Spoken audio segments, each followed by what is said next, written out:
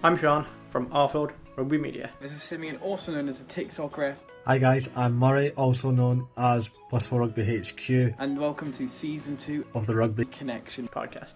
Hope you're ready for it. For the fans. By the fans.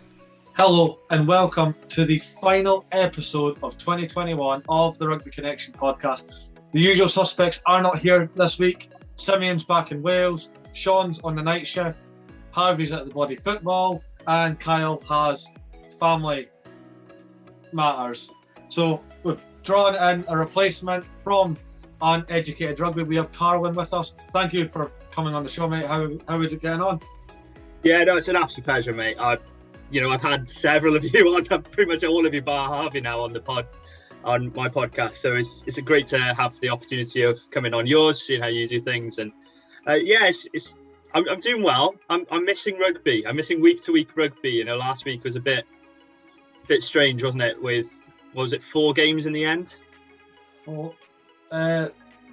Yeah. Well, 1 got given, and 5 have been postponed. Yeah.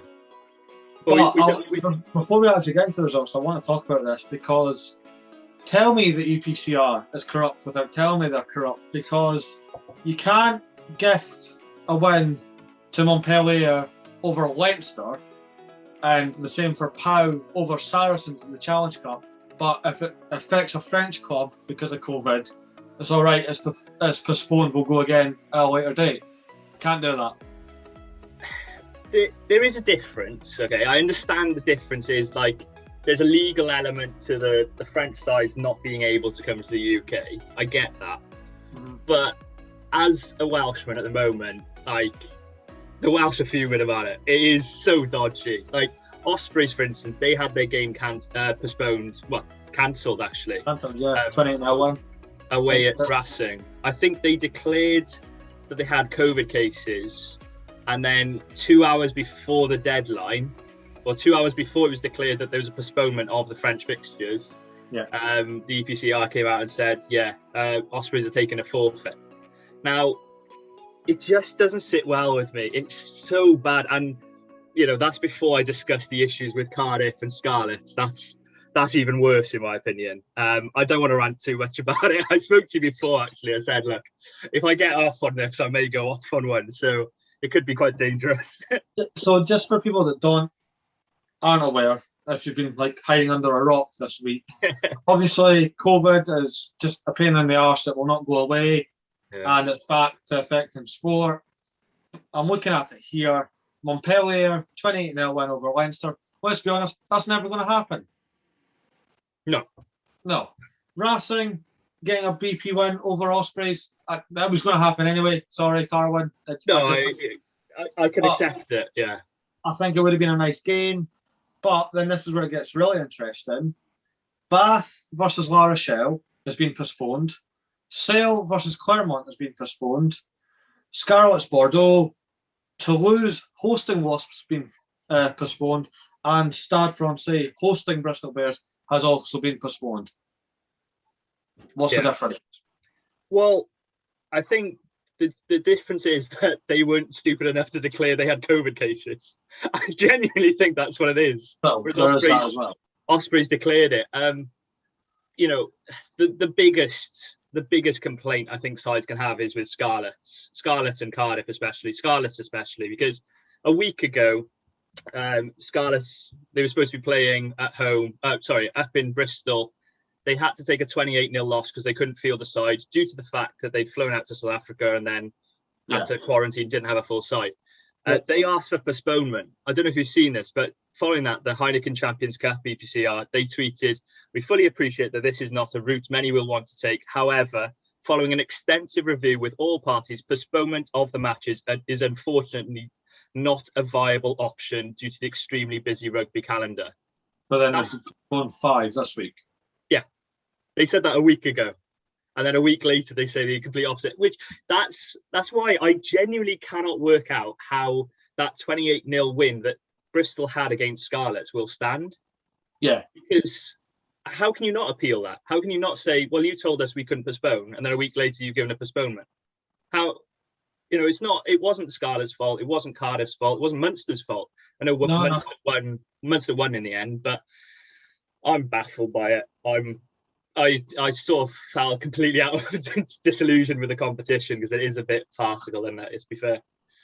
Don't get me wrong. If you can get like European nights, full go, it's part of the best part of the rugby season. But when you start, if you just went, all the games that are not on, if it's not your fault, you get a BP win. Fine. That's what they did the last time. Yeah. It angered a lot of people, but we understood it. Yeah. But now they're nitpicking, saying, "Yous are punished. Yous can try again at a later date." And I don't get where because I'm not being funny. Like some of the games that have been postponed this week, like Scarlets. If you're doing it to protect Scarlets, they're not going to win the Champions Cup. No, well, especially when they've had to take a 28-0 loss the week before. Yeah. Like Toulouse, defending champions, getting a postponement instead of a BP win or taking a BP loss, that seems very protected. It seems like they've spoken to the French sides and discussed it. The interesting one is Lyon. I think Lyon went to Dragons on Friday, and they then flew back on the Friday night, beating I think it was a Saturday morning deadline that the French government had set that they weren't allowed to fly into the UK. And that game continued. Lyon won with a bonus point, so it's all happy days. It's no complaints there. Mm. But if Lyon go over there and then get stuck in the UK, possibly can't fly back until the week after, what happens then? It seemed. It really didn't sit well with me. There's another little bit that they say as well in the statement. I don't know if you've seen this, but part of the statement declares that the 28-0 losses that the sides have had is not a sanction. That's the quote I want to use. So a sanction being like, we're going to penalise you for doing something wrong. And like, my understanding is, if you've got COVID in camp, I know you can't really blame anyone, but it's kind of your fault, I suppose. I can understand why the sides are then penalised for having COVID. Yeah, no, I do get that, but again, you can't blame people. I get where you're coming from, though, but that's agreed. That's a tricky one. But if you're going to say it's not a sanction and it's just to get the games, like get a result in the games, which is what they're claiming, is it's just to make sure that every game is accounted for. That's again a quote. Then why are these games not accounted for? The ones that you've postponed this week? It just seems very inconsistent and to suit a couple of clubs as opposed to all. Yeah, no, I agree. We'll leave it at that because I feel like there could be a whole just. Basically, EPCR, sort your shit out. Yeah. Anyway, there was a handful of games that actually went ahead this weekend, and we were in for a treat. Ulster against Northampton Saints. Yeah, it was one hell of a game. I thought Ulster would run away with this, and it did look like they were going to, because I think they got the bonus point quite early on, didn't they? And then Northampton came back into it in the last 20 minutes-ish, was it? Yeah, it's the most like Saints thing ever. Yeah, you can't win the game anymore, so you come back into it. Just go for it, yeah. No, they didn't have it early on, actually. It was 19-12 at half-time. Yeah. 27-22 full-time to Ulster. But, I mean, Ethan McElroy off the wing with that filthy step. The step is dirty. The step is dirty. Simeon will be happy with us. James Hume. If he's not in the Six Nations squad, you've done something wrong. He's special. He really is special. And like, I love McCluskey. I've never understood why McCluskey gets so little game time for Ireland. Like, I know Aki and Henshaw are insane players, but I thought certainly before Aki became able to play for Ireland, I thought he could possibly get a look in there. But yeah, with Hume as well, Hume looks something special in that 13 channel. Well, I'm wondering about this. What do you make of Ulster's decision right at the death not to go for points? because they had a penalty in the 80th minute. They could have gone for posts, which would have taken the bonus point away from Northampton Saints. Do you think that's missed opportunity for Ulster somewhat, or do you just think in the new format those, allowing sides to get bonus points don't matter as much? I don't actually think it matters as much. Yeah. In the grand, I don't think a losing bonus point, unless it's like 2 losing bonus points, then yeah, that's a totally different. Yeah. But I think it was always going to be a close game, Ulster Northampton. So I think Saints will happily take the losing bonus point from the Kingspan. But since you're talking about wasted opportunities, Munster versus Cast at Thomond Park. It finished 19-13. Fine. Munster got the win. I actually thought Munster would have scored a lot more than that. But Cast had a penalty when the clock went red. And all they had to do was kick for touch and get a line out and keep going. And they tapped it and kicked off the puck. I mentioned the opposite earlier. Like, would you want to take a bonus point away from a side? And this is the problem with bonus points. Like, if you're having a game of rugby and a side is happy to go and take a losing bonus points as opposed to play for the win, it's ridiculous, isn't it? It's just baffling. I just don't get it, because I'm really miffed at that, because Cast pushed Harlequins like to the brink in round 1. Why not go for it? Why not get the big why not get the big upset in Europe? Be the talk of the week and beat Munster in Munster. Yeah, and especially considering what's going on at Munster, like, I don't want to go back into it, but obviously the COVID situation that they had pre-tournament, and then that they're possibly under strength or lacking a few players here and there. And you certainly want to take advantage of that. I think to kick the ball out is just reminds me of Botica. This reminds me of Botica. I don't know if you remember this. Harlequins, I think they were playing Montpellier. It's something like 79th minute. And then he gets the ball 80th minute and just boots it long. And they're trying to chase for a win. Boots it as far as he can get. The winger just trots back, catches the ball and kicks it out. Montpellier win the game. And lo and behold, where does Botica go afterwards? Montpellier. It was one of the most dodgy things I've ever seen. I don't know. It just seemed, when I watched it, I was like, why did you do that? And I went back, I've looked at the highlights. I still can't find a feasible reason of why'd you do that. At least try. Especially with the modern laws like that you can kick to touch. If it was 5 years ago where you had to tap and go, that makes more sense then. There's the risk of sort of giving away a penalty, they kick the post and you lose at any points. If you can kick to touch, get it out of your own half, do it. Munster aren't going to go 60 yards, they're going to kick the ball out at the first opportunity. So because they have the win. But I don't know, it's a strange one. I think that shows weak mentality to me. Yeah. That shows a team meeting beforehand where someone's gone, we'll take it. If you've got the opportunity, take a losing bonus point. Yeah. That's what's coming across to me. Yeah. Anyway, moving on. We don't know if anyone actually at home got to see this game. I was at the stadium and struggled to see it. Glasgow Warriors versus Exeter Chiefs. And I was looking at the score, it's a big upset.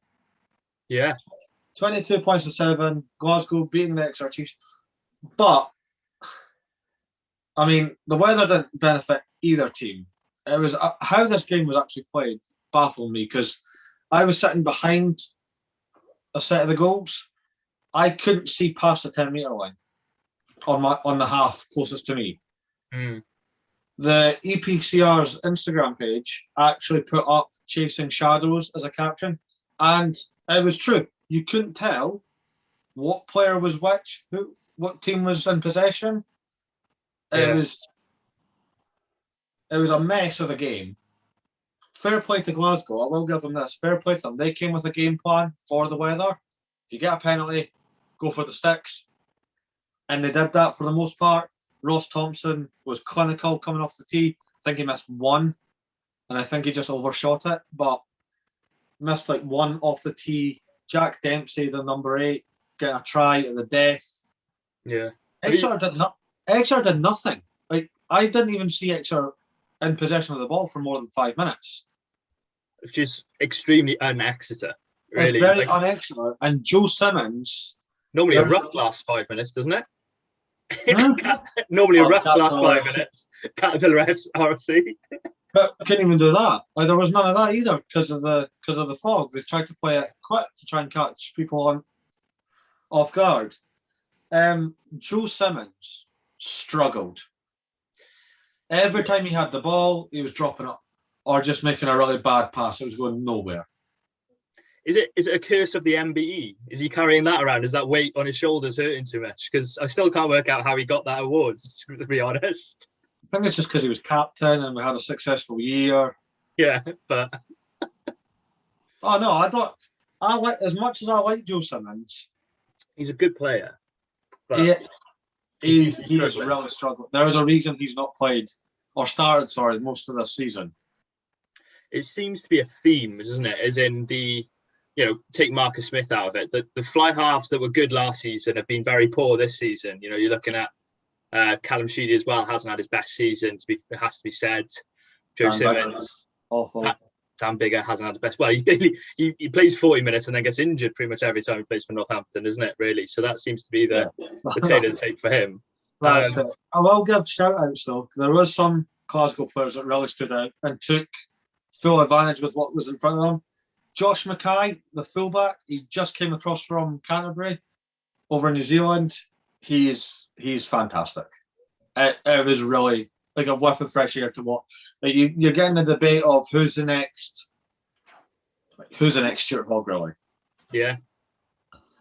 It looked like it was going to be Blair Kinghorn for a while. It's not. It's really not. I think it's not. Josh Mackay is special. He moves like a very nimble fullback should do, but he hits you like a centre. I love Kinghorn, so it's going to take a while for me to like change my mind on Kinghorn. I love him. But it's just, and I've seen it in the highlights. Glasgow Warriors were very good at trying to find good clips during the fog. I can't imagine. This would give me nightmares if I've come up against this. Imagine getting hit by a Samoan and you don't see them until they're right in front of you. Yeah. That is what the Sione Tuipulotu did. Nobody could see him, and then bang, he was right at you, flattened Henry Slade, took out Ian Whitten. And I'm like he's a hard boy to stop when the sun's splitting the trees. You can't see him coming. That's he's going to kill you. Yeah. One thing I did see was at the try at the death for Glasgow. Have you seen the synchronised celebrations from George Horne and Carl Stein? Yes, I did. Yeah, we both shared that on the socials. I was like, that's brilliant.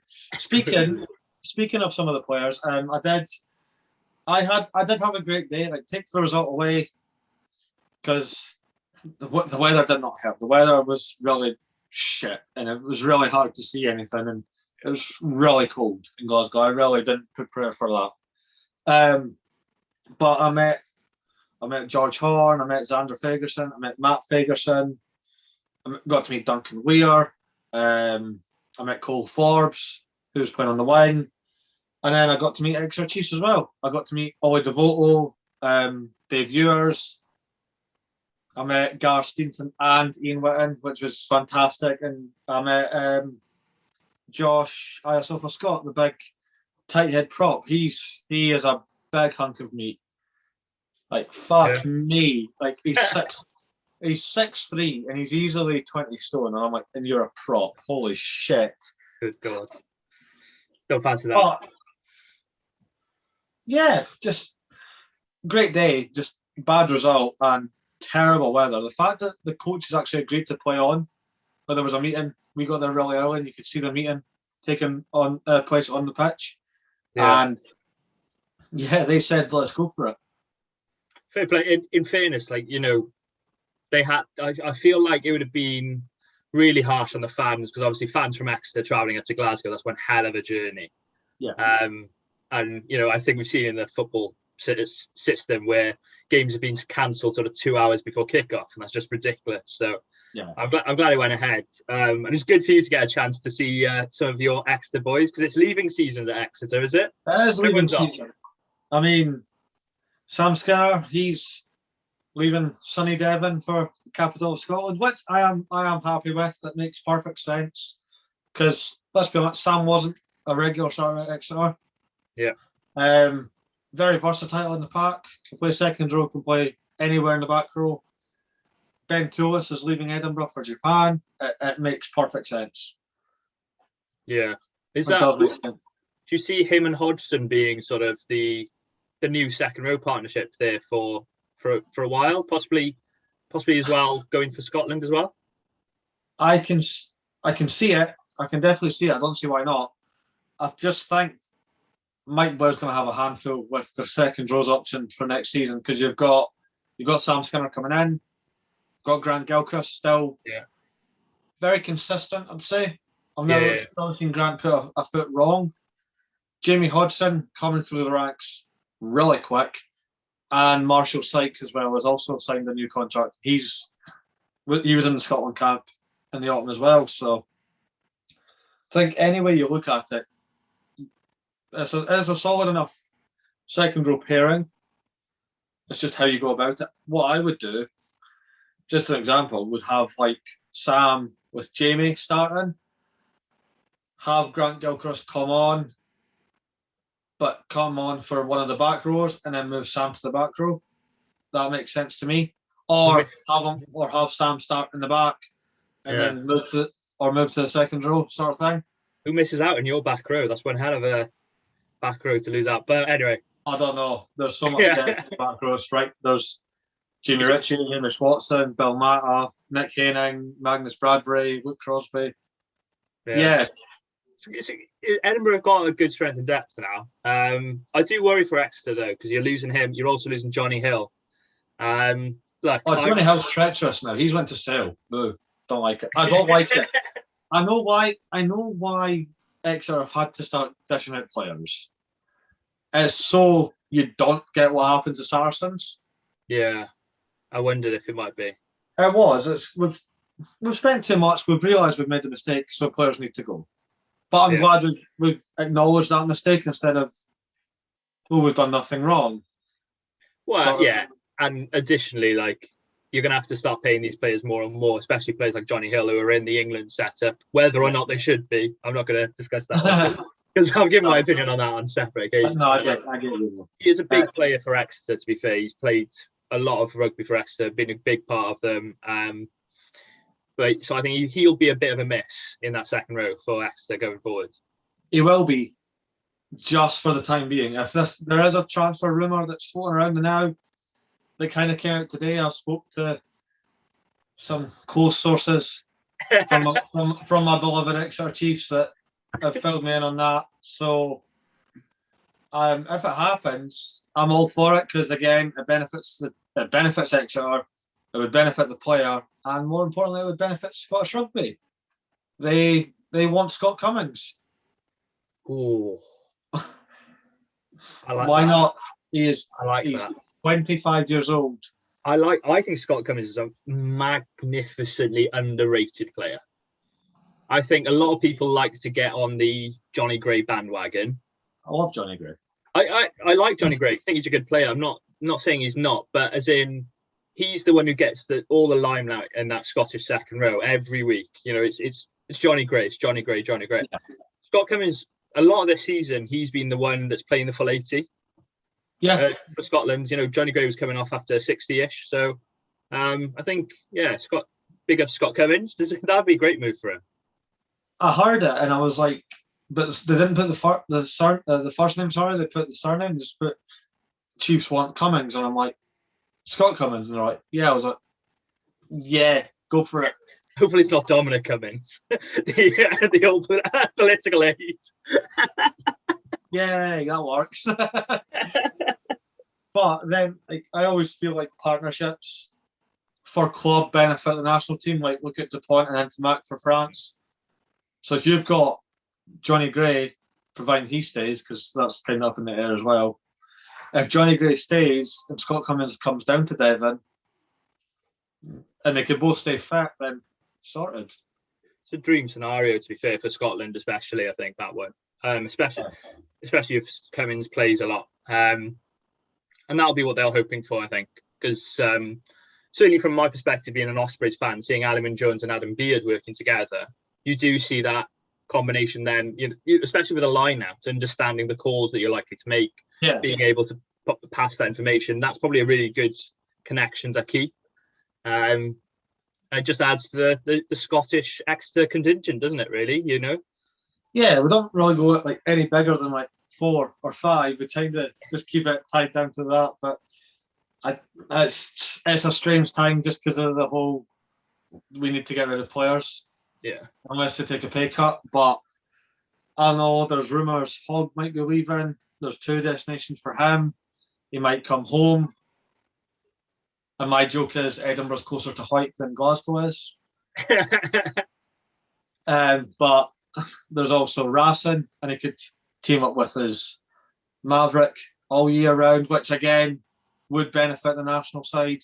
I see that more likely, I must be honest. But then you've got the deadly, and I do mean deadly, backline of Machino at 9, Finn Russell at 10, Gael Fiku at inside, Virimi Vakatawa at 13, Juan Emoth on the one wing, Curtly Beale on the other wing, and Stuart Hogg at fullback. That's filthy. That's illegal. Yeah, and that's without including Teddy Thomas, who I rate when he's firing. Teddy Thomas is fire. Yeah. Again, either way you put that, that's still. Yeah. I wouldn't be surprised because Curtly doesn't tend to stay anywhere for more than 2 seasons, does he? To be honest, tends to move around here, there, and everywhere. He's a bit of a journeyman, but still keeps his caps up as well. So yeah, I get why if it was to happen, if Hogg was to go back to Glasgow, a lot of players go home. We'll mention our one in a minute, but they tend to go home, which is fine. It's safe. You've been there. Your family's there. It makes sense. But I also get the attraction of Racing. Yeah. There's no salary cap in France. Oh, that stadium as well. It's a special stadium. I know. The La Défense. La Défense.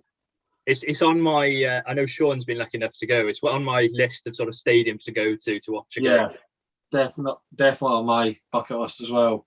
Yeah. Speaking of homecomings, definite homecomings. Ellis Genge. Yeah. I don't get what's going on with Leicester Tigers. Actually, before we get into this, still undefeated. They beat Connacht. They scraped. Connacht were pushing right to the end. It was brilliant. I thought Connacht were actually going to be the first to do it this year, but not. Leicester hung in. Nick Dolly, the hooker, he is special. Australian with a mullet. He's good. Very good player. Very good. Freddie Burns was at 10. Yeah. I don't like Freddie Burns, but if George Ford's not there, you've got to have someone to wait for Pollard to arrive. It's really nice to see him getting back to it to some extent because, like, the way it finished at Bath, obviously, the circumstances surrounding the European Cup, the issues he had against Toulouse, and then left at the end of the season, didn't quite work out for him in France, comes back. I'm really glad to see him back. I think Leicester just have a way of playing. It's just, they know how to play. They've got, I said this on my pod as well, that they've just got a team that is set up to play in a particular way. And that's why I'm a bit baffled that a few players are leaving, because all those players, it seems to be the ideal setup for them. Like George Ford, that is the ideal setup that he wants to have, with a sort of armchair ride where he just kicks the leather off the ball with a scrum half who also kicks the ball.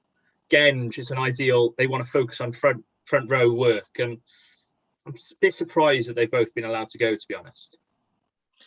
I just think the timing of it's off. It's like same with Exeter. Like, why are you saying this? Like, why is this happening now?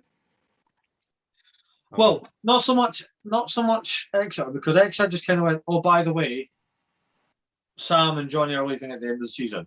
But with Leicester, it was George Ford not wanting to extend his contract and has made it clear he wants to leave. Bit strange. That's very football behaviour. Yeah. And then Sale Sharks jumped on it because, again, he was coming home. And then, again, remaining undefeated in the Prem, 2 from 2 in Europe now. And then their captain goes, see ya, I don't want to be here either. It's strange. And he's away to Bristol. It's really weird. I don't get what's going on. The only thing I will say is it's like 6 months before the end of the contract, which I think is when you're allowed to sort of like source out players, see if they're available. Yeah. And it's certainly, I think it would make more sense for it to be happening now than in the semi-final final. You don't want to have it hanging over George Ford saying, right, you need to perform well today to get your contract for next season for Sale or Bristol or Racing, wherever. Say he was going to some like an open-ended contract, no one knew where he was going. But so I think it's quite good that he can now just go, right, I'm going to make the most of this, trying to see out the end of this year with Leicester. And I think those are 2 players that will like batten down the hatches, go, right, all my focus now is on Leicester. I want to perform for Leicester this season and England if they play for England. That's another topic with George. But focus on that season. I think those are 2 players who will do it, whereas some other players possibly could go a little bit wishy-washy, just be like, I'll just get my paycheck, come in, do a little bit of training, half-assed, I think there are players that will do that, but those aren't 2. Well, Genge and Ford were not playing against Connacht. They were both dropped. And what BT Sports said was they were, especially when it came to Genge, that it's like they were resting him for the big Boxing Day clash. I went, are they resting him though? Or because he's went, see ya, I'm out of here. They've went, well, Steve Borthwick's kind of turned around and went, well, you're not playing then. I doubt it. I hope that's not true. But I just think it's so weird that how I don't have any grudge with players moving club. If it benefits your career, all for it. What I don't get is how they went about it, though. Yeah, it's a strange move for Genge for me. Like the Boxing Day matches is against Bristol as well. That's the other one you need to mention. So. Look, I'm sure Genge will, if he plays, will be brilliant.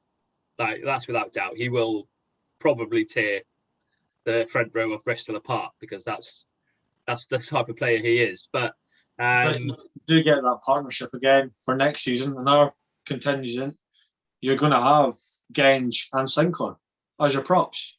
Yeah. Which again benefit does. There's a theme this week is homecoming and partnerships. It sounds like a live, laugh, love sign, doesn't it? Like homecoming and partnerships. Some sort of, it's a Christmas theme to the pod, isn't it? Homecoming and partnerships. It's quite sweet. Coming home for Christmas. There you go. You're going to sing it, or you're going to give that a miss? Driving home for Christmas. There you go. That's what you're getting. Don't know why you put your hands around your head while you sing it. Yeah, just a flex there. No, but I just think it's so bizarre because, like, Ford kind of came out of nothing. It was very news escalated rapidly quick. Like, it was like in the morning, George Ford doesn't want to stay, and like 2 hours later, Sale Sharks like, we've got him, welcome home. Yeah. And then Leicester Tigers then bounced back and went, that's fine, we've just signed the World Cup winner in Andre Pollard. And it kind of all dialed down, and now Ellis Genge, I'll see you later. It seemed like there was like fly half Jenga going on because AJ he obviously he's going to Bristol, isn't he? He's going to Bristol as well, yeah. So, and that makes sense. That's a move I can really get behind. I think that's a really clever move. Does that mean Sheedy will be leaving? Does that mean Sheedy's on the move? I don't know what they're going to do with Sheedy. Obviously, the issue with Sheedy is whenever it comes to renewing his contract, he needs to move to Wales. I was just about to ask, would you bring him back to Wales? I And don't where? know, yeah, I don't know where he goes. Is the thing on that one. If this was last season, I'd say Ospreys, but Ospreys have now got Anscombe finally fit. Anscombe's going to stay. I'll still take Judy over Anscombe.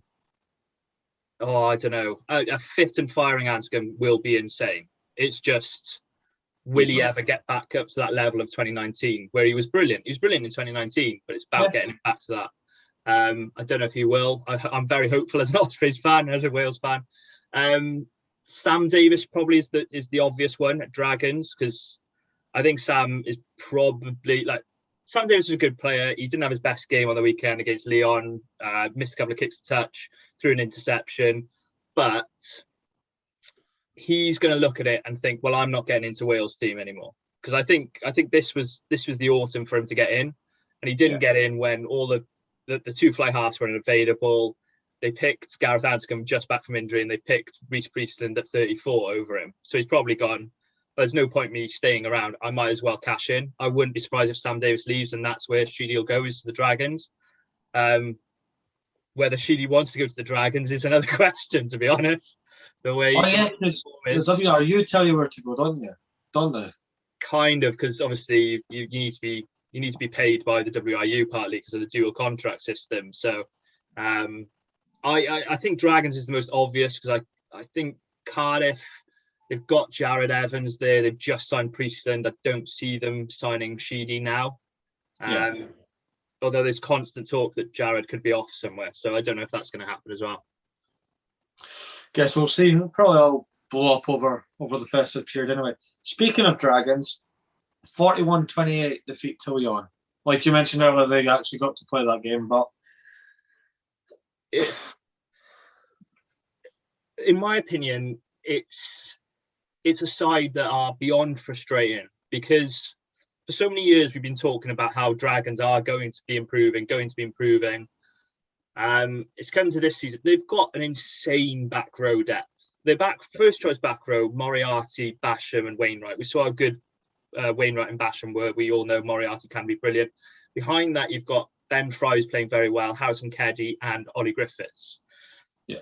Combine that with pretty good second rows in Ben Carter and Will Rowlands. You've got a really good back five of a scrum now, which has been their pack has been their weakness, but it's still just not clicking. They're not getting results, and that's the problem. And until they don't seem to be able to win tight games, like they could have beaten Leinster at home. They lost 6-7.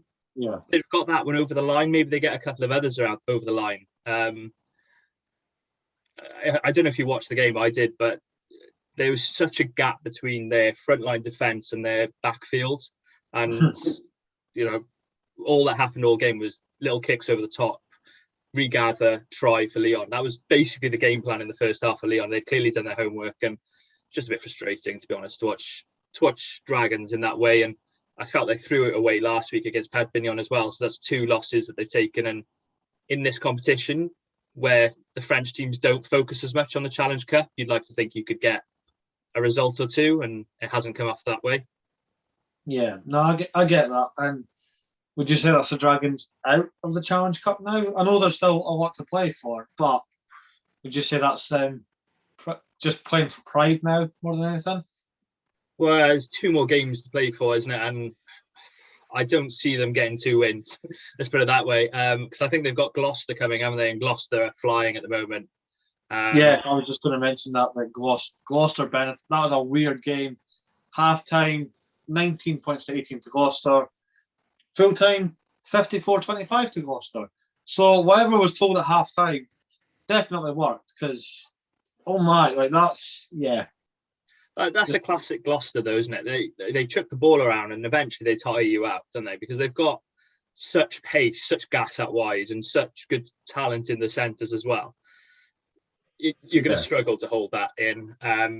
So like I say, I think Dragons are out personally, which might be a benefit in some small way, that they can focus on the URC and try and get in that top 8 for the URC, which I think is still possible, unlikely, but still possible for them. I'm with you on that. It's tricky, It's very tricky because you've obviously got. I mean, I'm just looking at the fixtures now. Again, Pau somehow getting a 20-0 win over Saracens because of COVID would never happen. Worcester, Biarritz getting postponed. London Irish and Brive getting postponed. It's very make your mind up and stick with it because like none of it's making any sense to anyone. And I think that's the frustrating part why fans aren't really caring about the European fixtures this year because you're very uncertain. Like one sneeze and one cough, and that's 28 now, or we can go again. That's the problem. They've done a new setup with it, haven't they? And then this is how it's going to start. Look at last season, for instance. You were meant to have pool stages with 6 games. Halfway through, they changed it to 4 games, wasn't it, or possibly even less? And it's just it's going to be a problem for Europe unless they change where Europe is in the calendar, I think. Because if it's going to be in the December months, sort of December, January, February, well, that's when COVID's at its worst. So you're most likely to have COVID cases. That's when games are going to get cancelled. So I think they do need to be careful about that. Yeah, no, that's definitely one that needs to be discussed. But they're still trying to stick with the games that did go ahead. Toulon narrowly beating Zebre 28-14. Toulon baffle me as a club nowadays. Like, look at them 10 years ago. Like, European royalty, back to back, three-peat, Wilkinson, Ghetto, Habana. Just name a world-class player, and Toulon had them. And now they're scraping against Zebre that's got 1 point in the league table in the URC. And I just think Zebre is just a waste of a team. I know that sounds really harsh. They just are. They like Benetton did really well, pushed last year and got the Rainbow Cup, and kind of almost put a stamp down for Italian rugby. Like, no, look, we can compete, and this is what we can do. And then there's Zebre that's like, no, we can't, because look at us. Yeah, it's not quite a fair balanced field, is it, for Zebre? I don't know how to improve it, to be frank. I'm just, looking at that game. I didn't watch that game, I've got to be honest, but they had 2 yellow cards against Toulon's side, which I'm surprised, actually. If Toulon went reasonably strong, the likes of Colby were playing. Just in Colby's debut, yeah. Sarah, Carbonell. It's a reasonably strong side. But yeah, with Zebre, I think there's an argument that if you combine the 2 Italian teams, would they be much more competitive? And I actually think no, because I think that Zebre side is that poor. I don't see where Zebre go. I don't know what they can achieve realistically, and especially when you consider, like we were talking about Dragons a minute earlier, I was saying they could possibly get into the top 8. They're trying to improve. Yeah, no obvious improvement in Zebre. No, I totally agree. Like Europe, URC, a bloody pre-season friendly. Like, you go, who we got? Oh, we've got Zebre. It's an easy 5 points. Yeah, and there's no threat there. It's not, oh, we might not get. It's no, you're going to get 5 points. And I don't know. Zebre are a lost cause for me. They just are. I just think they're just. I feel like I'm being very harsh, but they just seem to me a waste of a club. To me, they don't have any good players that stand out. All the good Italian players are either based in Benetton, based in France, or in the Premiership. None are in Zebre. Does seem to be, and like we all know that Italy are struggling massively at the moment, so that's a big topic. I did want to ask you something, Ashley. I was wondering about this. Is that, with all these 28-0 losses, what happens? Because obviously points differences possibly could be crucial.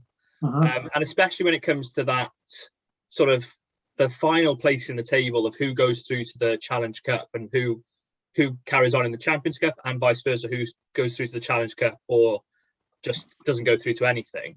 Yeah. Do you think it's fair that if you've taken a 28-0 loss as opposed to lost, I don't know, 54-12, that you'd go through? I do get you. I really think it could happen. I think there's a danger of it happening this year, coming down to points difference, and a forfeited game could be a winner or a loser in that. Like, I definitely could, yeah. I mean, we all picked Saracens as like our pre-tournament, and they're now essentially out because they got defeated by Edinburgh, which I will never stop smiling at. But like, they got beat by Edinburgh. It was a clean game. It was fair, and Edinburgh were the better side. Fine, those games happen. But 28-0 defeat to POW because of COVID. No, that was never going to happen. It just wasn't. And now Saracens are more essentially out of the Challenge Cup.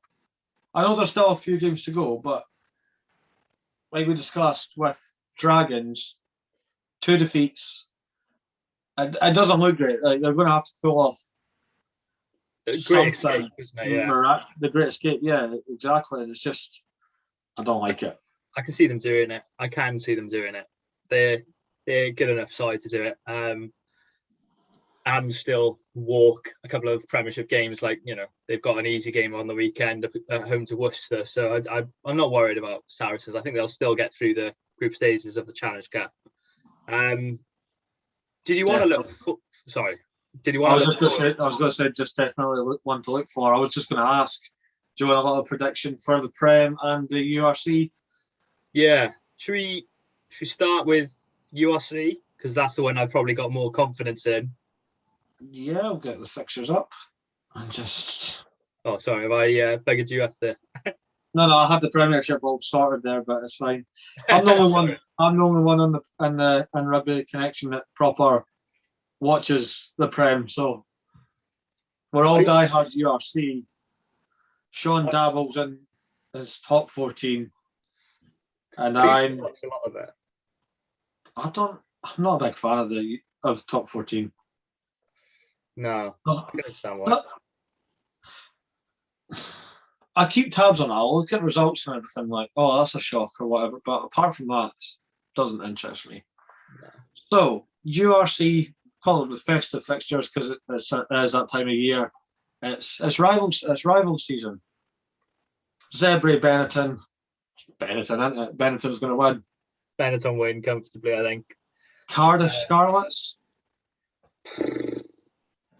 That one could go either way. It's who recovers the best from obviously having all their players back finally. And we do need to quickly mention, I think we sort of skated over a bit, how amazing Cardiff have performed in the last 2 weeks, you know, with all their semi-pros and academy players, and the atmosphere around that club and the feel-good factor. Dan Fish coming back from retirement for the 15th time. It's been really good. I forgot to mention that actually about the Harlequins game. Yeah. Marcus Smith is on different levels, though. So is Don Brandt. Yeah. Although, did you see little Jimmy Botham's tackle on Don Brandt? One hell of a hit. That was a great hit. But yeah, I cannot remember his name for the life of me. But shout out to the young man for Cardiff that got his debut and scored against the Premiership champions. Oh yeah, the full-back. Also, shout out to Teo Kabango's try with a nice little over-the-shoulder pass from Seb Davis. So I have to do a weekly plug of Seb Davis every week because I went to school with him. There you go. But yeah, obviously, you know, great for Teo Kabango. One hell of a try, stepping inside Hugh Jones. But yeah, the Harlequins are obviously going to be in a different class. And we saw last week DuPont looked on another level, having just won his World Player of the Year. Marcus Smith is going to be the same, having just been up for breakthrough player. So I wasn't surprised to see the result. I was surprised that it was 17-all at half time. So fair play for Cardiff for that. But class told. I'm going to back Cardiff to beat Scarlets, though. I just think Scarlets have been really struggling this year. Scarlets haven't played in about nearly 2 months now. So I would back Cardiff, even though, lots of players will be coming back. But the bones of their side is there at the moment. You looked at that back line, it was relatively strong. The same with the back row. So they haven't got as many players coming back in as Scarlets, who haven't played in 2 months. So I'll go with a Cardiff win. Also, Connacht. Ulster Connacht. I'm going to back Connacht just because I prefer Connacht.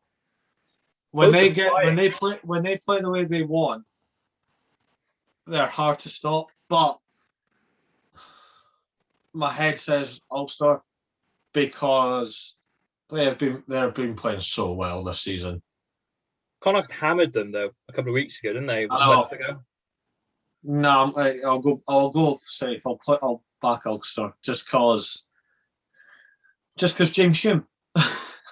Can I go draw, or is that a bit too controversial? I think it'll be draw. tight.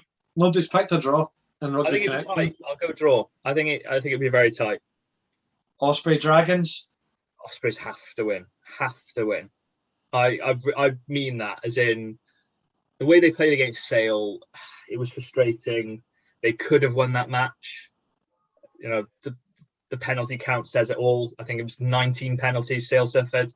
The one thing against Ospreys is I don't know how many players are out with COVID. So there's going to be a significant amount of players out. It's been a difficult couple of months for Ospreys, has to be said. I don't know if you've seen this, but during this week, Ivan Phillips, it was finally stated what was the injury that he suffered. He had an accident and was forced to amputate his leg, or the doctors were forced to amputate his leg, I should say. So that's really sad. And if you do get a chance, I know it's all right to plug quickly, just give something to his Just Giving page. It's quite nice because obviously it's a life-changing injury for him, so that's quite sad to see. But he seems of very high spirits, and I will go with an Ospreys win, but it just depends what side Ospreys have with COVID and everything. So hopefully that game goes ahead. I think if it's a weaker Ospreys side, Dragons get the win. But if Ospreys can get some of their big hitters, at least Ospreys would get a win. So that's the best way I can describe it. I think that's going to be two. Just because of how everything is right now, I think it's too weird to decide properly. Yeah. So it's the case with every side between second and the bottom of the table, but every side between second and 15th, bar Zebra, is that they're all so inconsistent. You don't know who's going to win one week and who's going to win the next. So could be anything.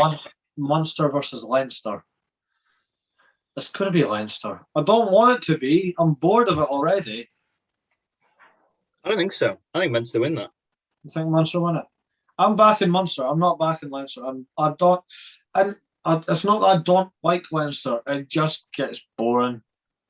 I think Leinster are obviously going to be without quite a few players. I know they've got ridiculous strength and depth, so it barely matters. But they're going to be missing a few players because of COVID. Munster hopefully will be back to near full fitness, and even when they're not, they're still beating Castres and they're beating Wasps. So I think Munster will win. Fair, valid reasons as well. Last one is a Monday Night Lights one. Glasgow versus Edinburgh. I'm back in Edinburgh. If you'd asked me 2 months ago, I'd have said Edinburgh in a heartbeat. But because Glasgow got that big win. Yeah. It's at Scotstoun, and after experiencing it for the first time on Saturday, they are a loud, rowdy bunch. They are proper up for it on the big nights.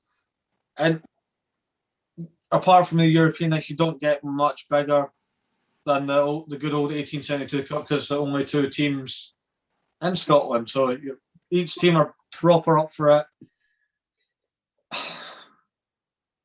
I have to back Edinburgh. Edinburgh has just been too good this season. And it would be a shame for it to crumble to our rivals. I'll say if it's nice, I'm going to give a caveat, right? If the weather's good, I think Edinburgh could win it. Right. But I don't think the weather will be good. And I think the Glasgow pack is too strong for the Edinburgh pack. I know it's tight. I know Edinburgh pack isn't bad at all by any shape of imagination, especially with Big Pierre in the front row. But I want to try and predict just a little bit of fun. The starting 15 for both sides, if I could. Yeah. So Glasgow, it would be. I'd start Ollie Kebble and have Jamie Batty come off the bench. Okay. George Turner starts all day. Yeah. Xander Fagerson sadly starts all day.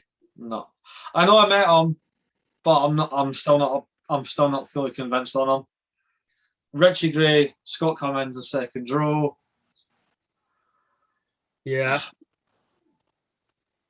I'd be surprised if Richie starts. I'd be slightly surprised if Richie starts. If Matt Fagerson was fit, because he came off on Saturday, if Matt's fit, put him at 6, have Rory Darge at 7 with Jack Dempsey at 8. Jack Dempsey is on top form now. It's really good to see. Ali Price, obviously, at scrum half. Ross Thompson at 10. You're going to have Sam Johnson and Sione Tuipulotu in the centres. I do like having Cole Forbes, Kyle Steyn, and Josh Mackay at the back as your back three. So I think they'll stick with that because it worked so well against Exeter. So why not? Yeah. Edinburgh is going to be Pierre Schumann. I think Dave Cherry will get the nod over Stuart McNally. I'd be surprised at that, especially with Derby. I don't know. Stuart's not really been playing though. I think if he's going to come back and start for one game, it'll be this game. It'll be this one. I'm not against either way. So WP's starting at 3. Easy. You're going to have... I'd start Jamie Hodgson with Grant Gilchrist and have Marshall Slicks come off the bench. I like Marshall, but Jamie's just that little bit more special. I think Jamie, I'd really rate. I think he's could be something really good for Scotland. Getting the back row, you're getting Jamie Ritchie, you're having Hamish Watson, and you're getting Bill Mata. 9's Ben Vellicott. Easy choice. Ridiculously easy choice. 10, Blair Kinghorn is at 10. I like Yako, but I don't think if Edinburgh are going to succeed, it's not going to be with, like you said this the other day. Yeah. Not going to be with Yako. And the more I think about it, the more I'm starting to agree. The one thing I would say against that is if it is a wet, windy, horrible day, who do you want at 10? Do you still want Blair? I still have Blair, yeah. Okay. That's where I'd maybe change. I'd maybe be tempted to go with Yako. My big issue when Blair was first at 10 was, can he kick? And yes, he can quite well off the tee. So I'm not fazed. I'm not bothered. Centres, it's James Lang and Mark Bennett because that's a nice pairing. Just makes perfect sense to me. Yeah. Back 3, Riley, Mayano, Darcy Graham, and Emiliano Bothelli. Yeah, it's a good team for Edinburgh. I still stand by it. If it's bad weather, I think Glasgow have just got more about them up front. And I mean, when I'm talking about up front, I mean front 5 grunt and grind. I think they've got slightly more grunt and grind in the top front 5. I know it's tight, and I could be wrong. I could definitely be wrong, especially with WP Nell. He could nick a few penalties, but WP Nell outscrums Xander, so that's a big big one up for Edinburgh. Pierre, I think Pierre is better than Ollie. There's not much. I like Ollie Kellett. There's just not much in it. It's close. And George Turner is the best hooker out of the both respective sides. So yeah, well, for 2/3 Edinburgh, I can understand it. I just as well. I don't know. I think Ali will teach Ben a lesson. I think he'll do that. Well, welcome to Scotland. This is my jersey sort of thing. Yeah. I don't know. We'll have to see. Anyway, that was good game, by the way. We've got the Prem. We have Bristol Bears versus Leicester Tigers. Does Genji show up? It's only going one way, that game. No. Leicester will hammer them. I actually think they'll hammer them. You think they'll hammer them?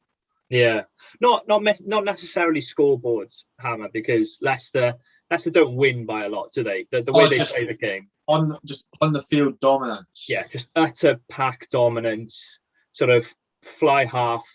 If George Ford's back in, I think they'll dominate them in the air, especially with Freddie Stewart, and box kicking with Youngs or Wigglesworth, whichever one they go with. I can't see anything other than a Leicester comfortable win. Yeah, I can't back Bristol Bears. They're just so inconsistent this season. They've got really weak player mentality. I've said this like the whole season. They'll score a shit ton of points very early on, and then think job's done, and then just sit back. Yeah, I can see a point on that. My thing on them, I don't know if it's weak play mentality. I wonder if it's a lack of fitness. Sometimes I've watched them. Maybe. I just think Pat Lam's such a good coach. You could see it that he's getting frustrated with the players, like putting their heads down and all that. But yeah, I don't think Leicester's unbeaten run's coming to an end this year. I'm not saying this season. Yeah, this calendar year, I think they'll hold on to it. I do stand by. I think it will turn around for Bristol, though. I think Bristol will turn it around. I can't see them staying down there all season, and I think they could go in a run in Europe, especially having had that 28-0 win, against the Scarlets. I think they could go on a run, especially when the weather turns as well. When it becomes a bit more sunny, opens up the game for a bit more free-flowing rugby. That'll suit them. So I think they could turn things around. Yeah. I mean, there's still plenty of rugby to change all that, so we'll see. Newcastle versus Sale. I'm backing Newcastle just because of a personal thing for the show. I think Newcastle will win that. We don't back Sale. I'll explain it to you when we're away from the show, but yeah. We don't back Sale. The one thing they'll have to stop the Currys, because Currys tore Ospreys apart the other week. They were insane. Stop the Currys, stop the Duprees. Yeah, stop Sale, stop everyone else as well. Yeah. No, I'm going to back Newcastle though. I do like Newcastle. So Saracens versus Worcester. I've already said my opinions on that. Saracens winning that. I'm backing Worcester. Oh, come on. Saracens will win. Oh, okay. I will not pick Saracens for a win ever. Okay. It's not in me. No, but I don't know if Worcester can go full goal with their team. They don't have depth, but if they have a full goal team, they could push Saracens a bit more. I doubt it.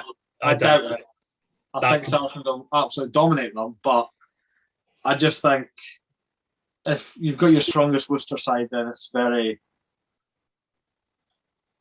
I don't know. But Saracens will win that. It's just, I'm not backing them.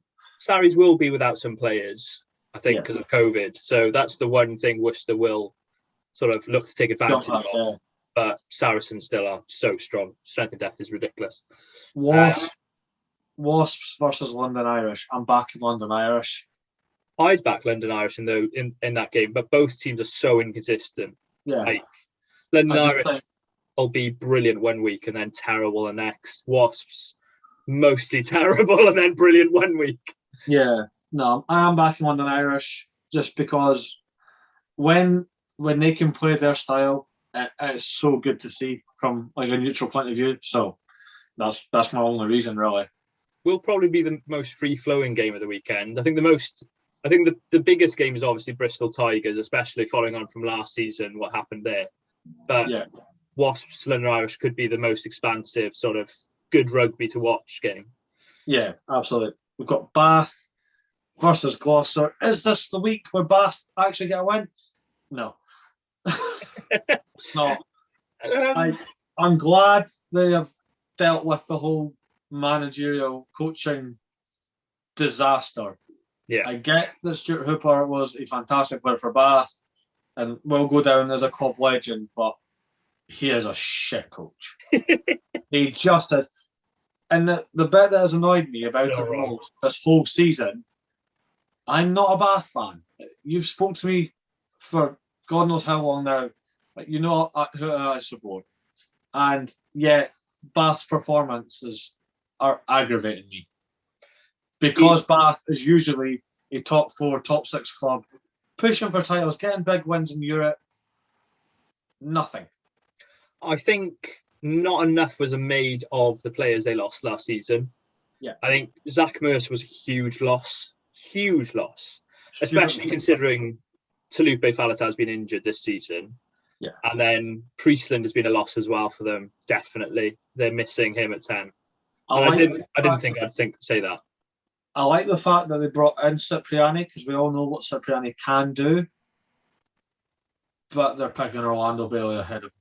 Nothing against Orlando Bailey. He is a good player.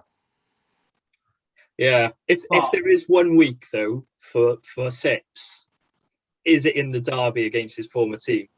Yes. Do it. Go for it. I don't know.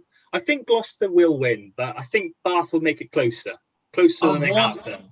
I want Bath to win. Yeah. It's really annoying me now. Like we discussed it with Kyle a few weeks ago. Because there's no relegation this year, do you think some teams generally can give a shit because there's no punishment?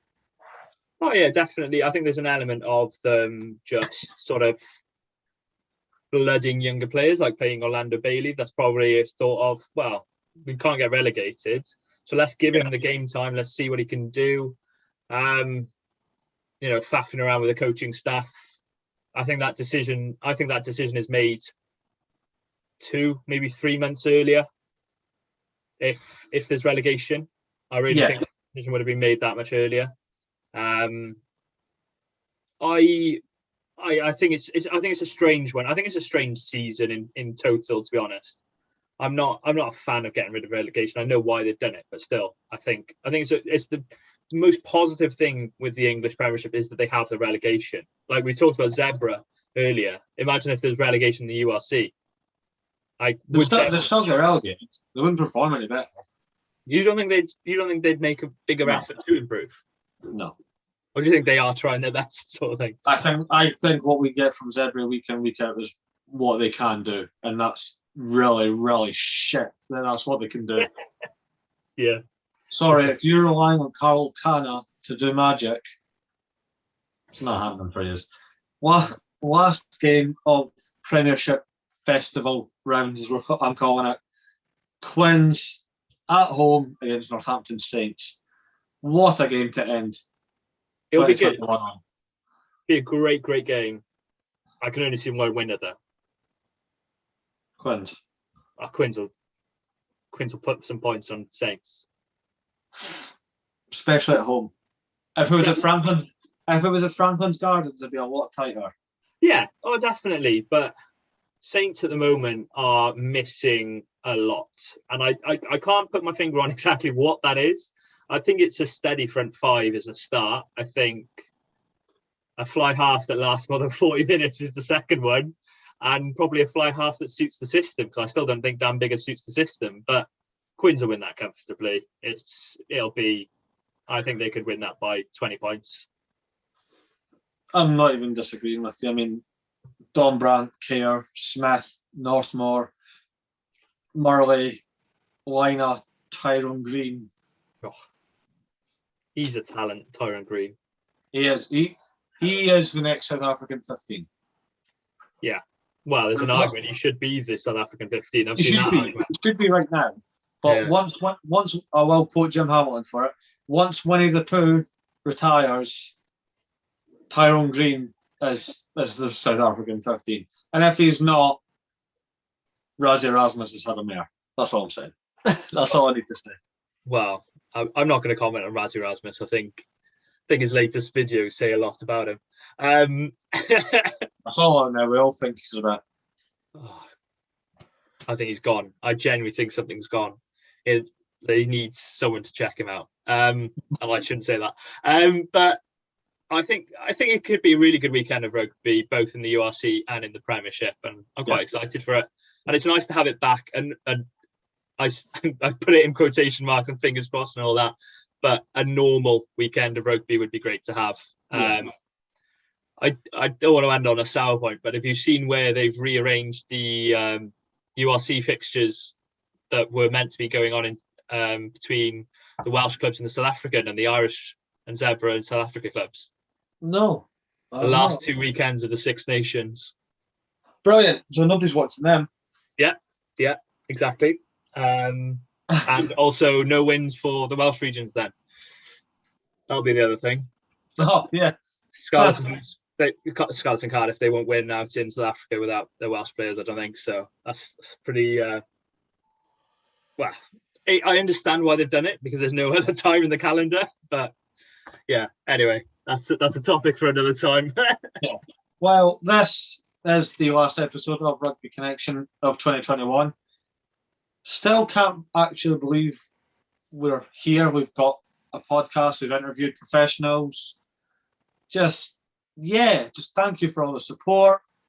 We're coming back with a lot of special stuff coming in the new year. That's kind of also why we've got Carwyn on the show.